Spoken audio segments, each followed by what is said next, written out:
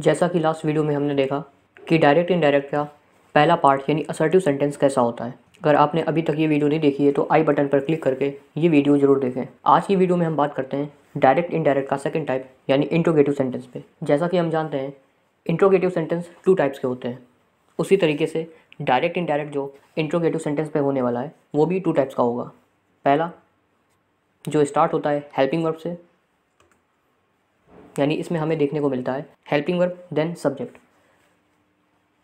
और जो दूसरा टाइप होता है वो स्टार्ट होता है क्वेश्चन वर्ड से, इसमें हमें देखने को मिलता है क्वेश्चन वर्ड, उसके बाद हेल्पिंग वर्ब देन सब्जेक्ट, और लास्ट में दोनों में इम्पॉर्टेंट साइन यानी क्वेश्चन मार्क। अब जैसे असर्टिव सेंटेंस में कनेक्टर लगता था दैट, उसी तरीके से इसमें भी कुछ कनेक्टर्स लगेंगे।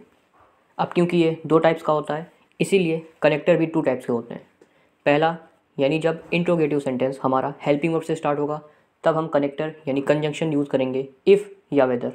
और दूसरा यानी जब सेंटेंस हमारा क्वेश्चन वर्ड से स्टार्ट होगा तो क्वेश्चन वर्ड ही हमारा कनेक्टर हो जाएगा, क्योंकि मैंने लास्ट वीडियो में भी बताया था कि क्वेश्चन वर्ड के बाद अगर डायरेक्ट सब्जेक्ट ना आके हेल्पिंग वर्ब आए तब तो ये क्वेश्चन वर्ड ही रहेगा, बट अगर क्वेश्चन वर्ड के बाद हेल्पिंग वर्ब ना आके अगर डायरेक्ट सब्जेक्ट आ जाए तो ये क्वेश्चन वर्ड अब कनेक्टर हो जाएगा। तो बात करते हैं टाइप 1 यानी जब इंट्रोगेटिव सेंटेंस हमारा हेल्पिंग वर्ब से स्टार्ट होता है तो डायरेक्ट और इनडायरेक्ट कैसे बनाते हैं। तो इसे समझते हैं एक एग्जांपल से। तो सेंटेंस है I said to him are you going to Taj Mahal. फिर से वही इंपॉर्टेंट चीज़ कि लास्ट में क्वेश्चन मार्क देन उसके बाद डबल इन्वर्टेड कॉमा क्लोज। तो जैसा कि हमें पता है सेड ये मेरा रिपोर्टिंग वर्ब है और ये हिम और आर के बीच है commas, then are you going to Taj Mahal ये पूरा रिपोर्टेड स्पीच। अब क्योंकि ये सेंटेंस इंट्रोगेटिव है तो इसमें जैसे हम लोग ने असर्टिव सेंटेंस में टोल्ड लगाया हुआ था सेड टू की जगह पे, उसी तरीके से इंट्रोगेटिव सेंटेंस में सेड टू की जगह पर हम टोल्ड ना लगा के आस्क्ड लगाते हैं। तो इनडायरेक्ट स्पीच होगी आई सेड टू की जगह पर आस्क्ड, उसके बाद हिम। अब क्योंकि ये इंट्रोगेटिव सेंटेंस हेल्पिंग वर्ब से स्टार्ट है और जैसा कि अभी बताया कि इसमें कनेक्टर अगर इंट्रोगेटिव सेंटेंस हमारा हेल्पिंग वर्ब से स्टार्ट होगा तो कनेक्टर इफ़ या वेदर लगेगा, तो यहाँ पर कनेक्टर लग जाएगा इफ़। अब यहाँ पर एक थंब रूल पकड़ना है कि पूरे डायरेक्ट इनडायरेक्ट में इनडायरेक्ट बनाते वक्त जैसे ही हम कनेक्टर लगाएंगे उसके बाद एक सिंपल सी चीज़ रटनी है कि हमेशा कनेक्टर के बाद हमें असर्टिव सेंटेंस बनाना होगा। असर्टिव इज द सेंस पहले सब्जेक्ट और हेल्पिंग वर्ब। ये बहुत ही इंपॉर्टेंट चीज़ है, ये पूरे डायरेक्ट इनडायरेक्ट में काम आने वाली है कि जैसे ही कनेक्टर लगाएंगे बस हमें एक चीज़ याद करनी है कि कनेक्टर के बाद असर्टिव सेंटेंस यानी पहले सब्जेक्ट और उसके बाद हेल्पिंग वर्ब। फिर वो इनडायरेक्ट चाहे असर्टिव सेंटेंस का हो, इंट्रोगेटिव का हो, इम्परेटिव का हो, एक्सक्लेमेटरी का हो या ऑप्टेटिव का हो, हमेशा इनडायरेक्ट स्पीच में जैसे ही कनेक्टर लगाएंगे उसके बाद हमें असर्टिव सेंटेंस यानी सब्जेक्ट प्लस हेल्पिंग वर्ब लगाना होगा। तो इसमें हमने लगाया कनेक्टर इफ़, देन उसके बाद बढ़ेंगे कनेक्टर के बाद असर्टिव सेंटेंस यानी पहले सब्जेक्ट। अब हम डायरेक्ट में देखते हैं क्या ये आर सब्जेक्ट है, नहीं आर सब्जेक्ट नहीं है। उसके बाद बढ़ते हैं यू, ऑफ कोर्स ये सब्जेक्ट है। अब यू क्योंकि सेकेंड पर्सन है और second person according to object change होता है और मेरा ऑब्जेक्ट रिपोर्टिंग वर्ब वाला हिम है और हिम का सब्जेक्ट होता है ही, इसलिए कनेक्टर के बाद लगेगा ही। अब फिर से वही थंब रूल कि असर्टिव सेंटेंस पहले सब्जेक्ट और हेल्पिंग वर्ब। अब क्योंकि हम सब्जेक्ट लिख चुके हैं यानी ही, उसके बाद बढ़ेंगे हेल्पिंग वर्ब की तरफ। अब इसमें हेल्पिंग वर्ब मेरी थी आर, और जैसा कि हमें पता है आर यानी प्रेजेंट कंटिन्यूअस की हेल्पिंग वर्ब चेंज होती है पास्ट कंटिन्यूअस की हेल्पिंग वर्ब से यानी वॉज और वर, और क्योंकि ही के साथ हमेशा वॉज लगता है देन ही वॉज, लास्ट में ऐसे ही एज इट इज़ नोट करना है going to Taj Mahal. And the most important thing is यहाँ पर क्वेश्चन मार्क नहीं लगाना है, यहाँ पर लगाना है फुल स्टॉप। तो ओवरऑल पूरी इनडायरेक्ट स्पीच में हमने देखा कि रिपोर्टिंग वर्ब चेंज हुआ आस्क्ड में, कनेक्टर या कंजंक्शन लगा इफ़, और सबसे लास्ट में क्वेश्चन मार्क की जगह हमने लगाया फुल स्टॉप। क्योंकि हम कह सकते हैं कि इनडायरेक्ट बनाते वक्त इंट्रोगेटिव सेंटेंस असर्टिव सेंटेंस में बदल जाता है, इसलिए लास्ट में क्वेश्चन मार्क ना लगा के हम फुल स्टॉप लगाते हैं। तो हमने देखा सेड टू का चेंजमेंट हुआ आस्क्ड में, कनेक्टर या कंजंक्शन जो कि असर्टिव सेंटेंस में दैट होता था वो इसमें इफ़ या वेदर हुआ, और लास्ट में हमने क्वेश्चन मार्क को बदला फुल स्टॉप से। यानी डायरेक्ट इनडायरेक्ट में इंट्रोगेटिव सेंटेंस इनडायरेक्ट स्पीच बनाते वक्त पूरा की पूरा असर्टिव सेंटेंस में चेंज हुआ। एक और एग्जांपल लेते हैं, she said to me do you go there, यानी ये भी टाइप 1 है, इसमें स्टार्टिंग हुई है डू से, do you go there, do यानी हेल्पिंग वर्ब से। तो इसका चेंजमेंट होगा शी सेड टू बदल जाएगा आस्क्ड में, उसके बाद मी, देन कॉमास की जगह कनेक्टर यानी कंजक्शन इफ़। अब फिर से वही कि जैसे ही कनेक्टर लगाएंगे हमें ध्यान आना चाहिए कि हमें बनाना है असर्टिव सेंटेंस, यानी पहले सब्जेक्ट और फिर हेल्पिंग वर्ब। अब इसमें सब्जेक्ट डू तो है नहीं, सब्जेक्ट है यू जो कि सेकंड पर्सन है, और second person according to object change होता है, वो भी रिपोर्टिंग वर्ब के, और रिपोर्टिंग वर्ब का ऑब्जेक्ट है मी। तो मी का सब्जेक्ट होता है आई, तो यहाँ पे होगा आई। देन उसके बाद हेल्पिंग वर्ब।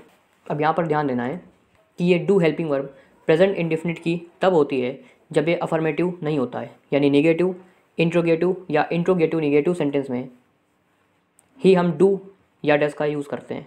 अब क्योंकि डायरेक्ट स्पीच में तो डू यू गो देयर यानी इंट्रोगेटिव सेंटेंस ऑलरेडी है, इसलिए उन्होंने डू का यूज़ किया हुआ है। बट हम जानते हैं कि इनडायरेक्ट बनाते वक्त ये ऑटोमेटिक प्रेजेंट इंडेफिनिट का अफर्मेटिव हो जाएगा, जिसकी हेल्पिंग वर्ब डू या डज ना होकर सीधा मेन वर्ब होती है, या मेन वर्ब के आगे SEIS लगा देते हैं। अब क्योंकि इसे हमें चेंज करना है पास्ट इंडेफिनिट में, पास्ट इंडेफिनिट के अफर्मेटिव में, और पास्ट इंडेफिनिट के अफर्मेटिव में हम लगाते हैं मेन वर्ब की सेकंड फॉर्म। यानी कहने का मतलब है ऐसे तो डू और डज का यानी प्रेजेंट का चेंजमेंट होगा डिड यानी पास्ट में, बट ये डू या डज इन्होंने नेगेटिव, इंट्रोगेटिव या इंट्रोगेटिव के अकॉर्डिंग बनाया हुआ है क्योंकि सेंटेंस इंट्रोगेटिव का है। और वही चेंजमेंट डिड तब लगता जब हम इनडायरेक्ट को नेगेटिव, इंट्रोगेटिव या इंट्रोगेटिव में बनाते हैं, या इंट्रोगेटिव नेगेटिव बनाते हैं।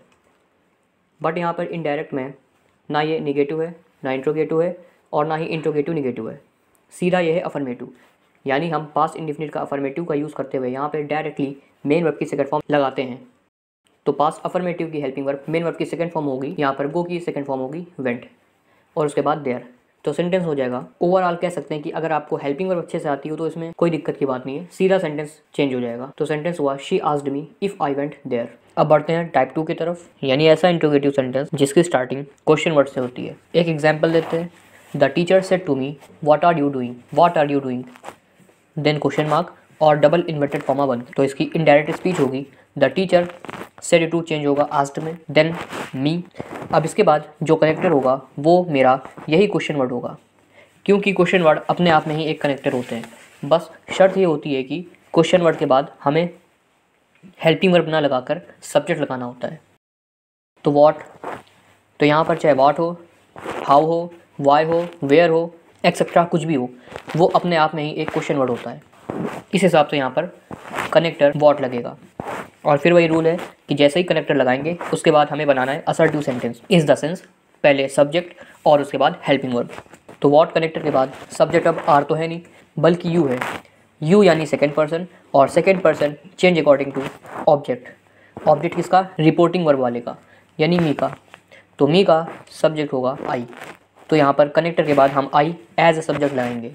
उसके बाद हेल्पिंग वर्ब लगेगी वॉज, क्योंकि आर का चेंजमेंट होता है वॉज में, क्योंकि आर यानी प्रेजेंट कंटिन्यूअस टेंस की हेल्पिंग वर्ब है जो कि चेंज होगी पास्ट कंटिन्यूअस यानी वॉज और वर में, तो यहाँ पर लगाएंगे वॉज।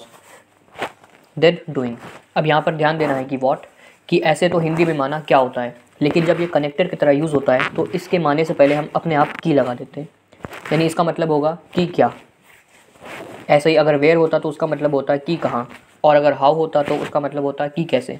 तो इसी तरीके से हम क्वेश्चन वर्ड को एज ए कनेक्टर यूज़ करते हैं और हिंदी में उसकी जो भी माने होता है उससे पहले की लगा देते हैं। तो सेंटेंस हो जाएगा मेरा, the teacher asked me what I was doing. Teacher ने मुझसे पूछा था कि क्या मैं कर रहा हूँ, या टीचर ने मुझसे पूछा कि मैं क्या कर रहा हूँ। एक और एग्जांपल लेते हैं, he said what shall I do with it mother. तो फर्स्ट ऑफ ऑल हमें देखना पड़ेगा इसमें जो भी रिपोर्टिंग वर्ब का सेंटेंस है वो दो भागों में बटा हुआ है, यानी पहले ये ही सेड, उसके बाद ये what shall I do with it, ये रिपोर्टेड स्पीच है, देन सबसे लास्ट में मदर। अब हमें देखना है कि डबल इन्वर्टेड कॉमा स्टार्ट हुआ है व्हाट से और एंड हुआ है इट से, यानी ये मेरा रिपोर्टेड स्पीच है। और इसके अलावा जितनी भी चीज़ होगी वो मेरी रिपोर्टिंग वर्ब का सब्जेक्ट कहलाए, रिपोर्टिंग वर्ब का सेंटेंस कहलाएगा, यानी ही सेड और उसके बाद ये मदर। ये मेरा एक सेंटेंस है। बहुत से बच्चे गलती करते हैं कि मदर को स्किप कर देते हैं या तो उन्हें रिपोर्टेड स्पीच के अंदर लिख देते हैं, जबकि साफ साफ रूल ये होता है कि डबल इन्वर्टेड कॉमा के अंदर जितनी भी चीज़ें वो रिपोर्टेड स्पीच और जितनी भी बची हुई चीज़ें वो रिपोर्टिंग वर्ब का सेंटेंस होगा। तो इसे सबसे पहले सही से लिखते हैं, he said to mother what shall I do with it, question mark और डबल इन्वर्टेड कॉमा क्लोज। तो फर्स्ट ऑफ ऑल हमें इस सेंटेंस को सही ढंग से लिखना होगा। अब बनाते हैं इसकी इनडायरेक्ट स्पीच। ही, उसके बाद सेड टू चेंज होगा आस्क्ड में, और उसके बाद इसका ऑब्जेक्ट यानी मदर, कनेक्टर लगेगा व्हाट, क्योंकि अभी बताया कि क्वेश्चन वर्ड भी अपने आप में कनेक्टर यानी कंजंक्शन होता है, बस शर्त होती है कि इसके बाद हमें सब्जेक्ट ही लगाना होता है। और वैसे भी मैंने रूल बताया ये कि थंब रूल होता है कि जैसे ही कनेक्टर लगाएंगे उसके बाद सिर्फ एक चीज़ याद रखनी है कि हमें सेंटेंस बनाना होगा असर्टिव, यानी पहले सब्जेक्ट और उसके बाद हेल्पिंग वर्ब। तो यहाँ पे आई यानी फर्स्ट पर्सन है जो कि अकॉर्डिंग टू सब्जेक्ट चेंज होगा, और इसमें सब्जेक्ट है ही, तो ही का सब्जेक्ट ही रहेगा और ही का सब्जेक्ट ही रहता है, इसलिए यहाँ पे होगा ही। और शैल का क्योंकि हमें पता है शुड में चेंज होता है, अब क्योंकि ही के साथ हम लोग विल लगाते हैं इसलिए यहाँ हेल्पिंग वर्ब होगी वुड। शैल का शुड में कन्वर्ट होता है और विल वुड में कन्वर्ट होता है, तो यहाँ पे होगा वुड, उसके बाद डू विद दैट, इट का चेंजमेंट होगा दैट में, और ये हो गई मेरी इनडायरेक्ट स्पीच। अगर अच्छा एक इंपॉर्टेंट चीज़ है कि अगर इसी सेंटेंस में हमें प्रार्थना या सलाह जैसी फीलिंग्स दिख रही हूँ तो वुड की जगह पर शुड लगाना ही सबसे बेटर रहता है। यानी इस सेंटेंस में जैसे है he said to mother what shall I do with it, इसमें कहीं ना कहीं सजेशन या सलाह मांग रहा है या सलाह मांगी जा रही है, तो यहाँ पर हम वुड से अच्छा लगा सकते हैं शुड।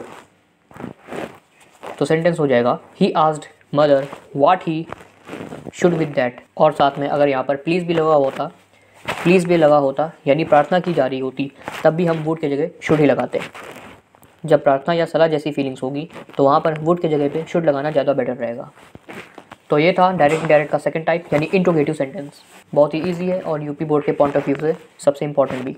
तो जितना हो सके आप इस वीडियो को रिवाइज करते रहें और खुद के हैंड्स नोट्स बनाएं तो ज़्यादा बेटर रहेगा। तो मिलते हैं अगली वीडियो में जो कि होने वाली है थर्ड टाइप यानी इम्परेटिव सेंटेंस पर।